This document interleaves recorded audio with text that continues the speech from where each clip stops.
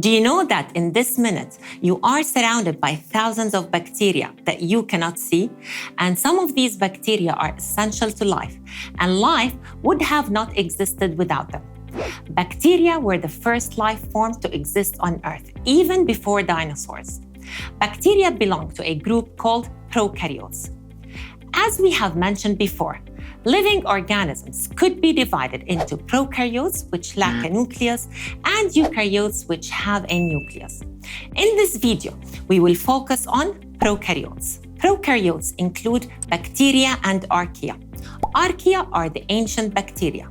Can you believe that archaea were able to survive extreme conditions, such as the very high temperatures of volcanoes? They even live in extremely salt places, as the Dead Sea, as well as in our large intestine. To understand more about the structure of prokaryotes, let's take E. coli as an example of a prokaryotic cell.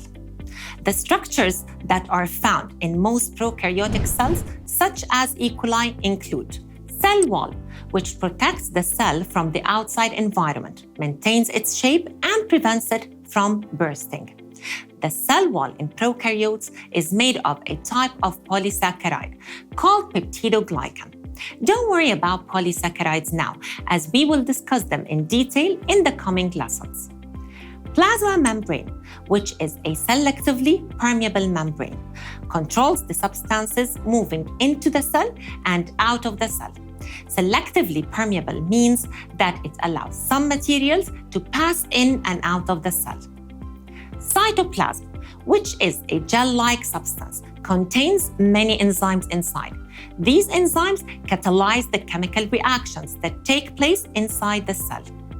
Do you see these hair-like structures on the surface of the bacterial cell? These are called pili. They help bacteria adhere to each other for the exchange of genetic material in a process called conjugation. Simply, they help bacteria to connect with each other. Flagella is a whip-like structure. As you see, it is used for locomotion, meaning it helps bacteria move around. By the way, flagella is plural, while flagellum is singular. Similar to bacteria, which is plural, and bacterium is singular. These black dots, which you see scattered in the cell, are called ribosomes. They are responsible for making proteins. There are two types of ribosomes, 70S and 80S. 80S are usually larger than the 70S.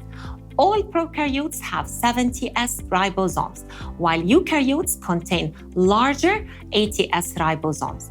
The S is a unit that refers to the density, mass, and shape of the ribosomes. The higher the S value, the denser and more massive it is. Remember that the DNA of prokaryotes is not enclosed inside a nucleus, but rather found in a region called the nucleoid. DNA is the hereditary material which holds the genetic information that controls the cell. The small ring on the side of the E. coli is the plasmid. The plasmid is a small ring of DNA that helps bacteria to adapt to unusual situations, such as antibiotic resistance. For example, bacteria usually passes the plasmid to other bacterial cells during conjugation to help them develop resistance to antibiotics. And that is why sometimes a specific antibiotic is no longer effective in fighting bacteria in your body, particularly if you take it for many times.